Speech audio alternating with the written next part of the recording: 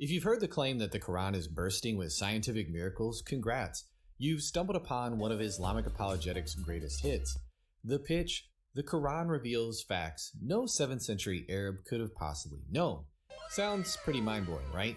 But here's the catch: if the science proves it's divine, then the blunders prove the opposite, and that's where the whole argument crashes and burns. Take embryology, for instance. Muslims often point to Quran 23:12-14, claiming it describes the stages of embryonic development with knowledge far beyond its time. But hold on, about 1,000 years before Muhammad, Aristotle wrote an entire book on embryology, laying out the stages in detail. Then Galen, a Greek scientist, came along 500 years before Muhammad and took it even further, explaining how bones and flesh develop. So Muhammad wasn't exactly breaking new ground here, he was just recycling old ideas.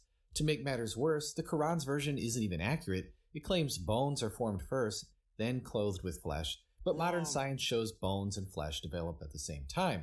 Far from miraculous, the Quran's take is both outdated and scientifically wrong. Compared to what Aristotle and Galen already knew, it looks downright primitive. Let's look at a few more claims. Muslims often argue that the Quran predicts the Big Bang in Surah 21:30, which says, "Have not those who disbelieve known that the heavens and the earth were of one piece and we parted them?" And to top it off, they claim that this verse shows miraculous biological insight by adding, "We made every living thing out of water." The claim, Muhammad could have known about the Big Bang or that water is essential for life, so the Quran must be from Allah. But as usual, just digging into the text shows otherwise. The verse actually says, "Have not those who disbelieve known that the heavens and the earth were of one piece, then we parted them." So no, it's not talking about the Big Bang singularity. It's more like a remix of Genesis 1:6, where God separates the heavens and the earth. Nothing new. But if this was supposed to describe the Big Bang, it's a pretty terrible description. The Big Bang wasn't about a lump blowing up, there wasn't even matter yet, and Earth formed billions of years after. As for the water bit, it's hardly miraculous to notice that life needs water, especially when you live in the desert. Plus, Aristotle recorded that Thales believed that the nature of all things is water, and Anaximander said that life came from the sea, so the idea that life depends on water was already known well before Muhammad. Another popular claim is that the Quran miraculously reveals the origins of iron, saying that it was sent down from the heavens in Surah 57:25. This would have been well before it was known that meteors containing iron fell to the earth. But here's the thing, this isn't exactly breaking news. The ancient Egyptians referred to iron as the metal of heaven, and the Babylonians used similar terms. In fact, all the elements on Earth originally came from outer space, not just iron.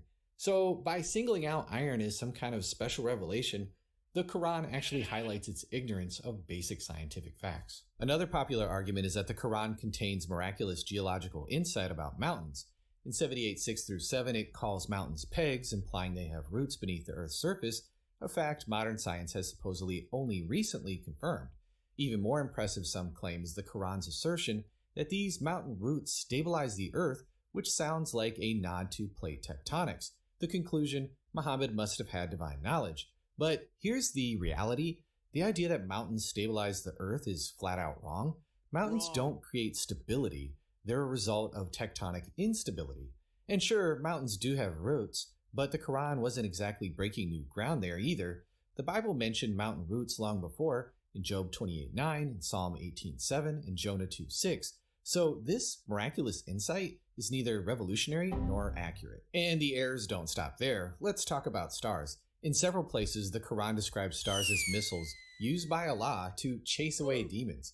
In Surah 67:5, we read that the stars are missiles thrown at rebellious devils. And it's not just poetic language either. Early Muslims took this literally. Sahih al-Bukhari, Volume 4, Chapter 3, explains that stars exist for 3 reasons: to decorate the sky, guide travelers, and act as missiles to hit devils. In modern science, we obviously know what we call shooting stars are just meteoroids burning up in the atmosphere. Now let's jump into Muhammad's ideas on human reproduction, and I'll try and keep it as PG as possible. In Surah 86:5-7, the Quran claims that semen comes from between the loins and the chest bones. Last time I checked, semen is produced in the pelvis, not anywhere near the chest bones. This is just Anatomy 101. But it gets a lot weirder in Sahih al-Bukhari 85-75. Muhammad is asked why a child looks like either the father or the mother. His answer, it depends on whose discharge happens first during sex. If a man's discharge comes first, the kid resembles him, and if the woman comes first, the child looks like her. Yikes. Modern genetics tells us that it's about a combination of the DNA of both parents, not a race to who comes first. And the fact that Muhammad claimed this gem of information came straight from the angel Gabriel, the same source as the Quran, makes it all the more concerning. Then there's the issue of sex determination. According to Sahih Muslim, Muhammad believed that an angel determines the sex of a baby only after the embryo is fully formed. But we know that sex is determined at the moment of fertilization based on chromosomes, not after the embryo has already taken shape.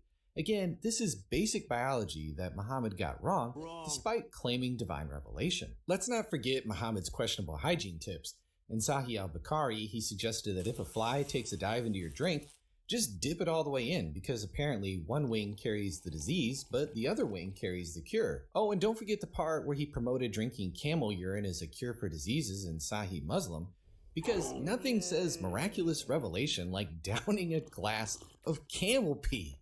And then there's Muhammad's take on Adam. According to Sahih Bukhari, Adam was a whopping 60 cubits tall, that's about 90 feet. Muhammad even claimed that humans have been shrinking ever since Adam's time, but in paradise we'll all be returning to our towering 90-foot glory.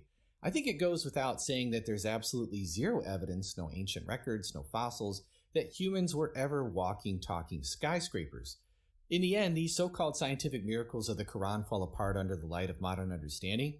What we really see are the limitations of a 7th century man who was a bit on the quirky side, not a divine revelation.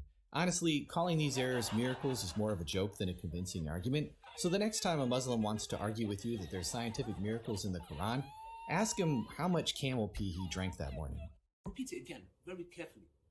The scientific miracles argument in the Quran got debunked.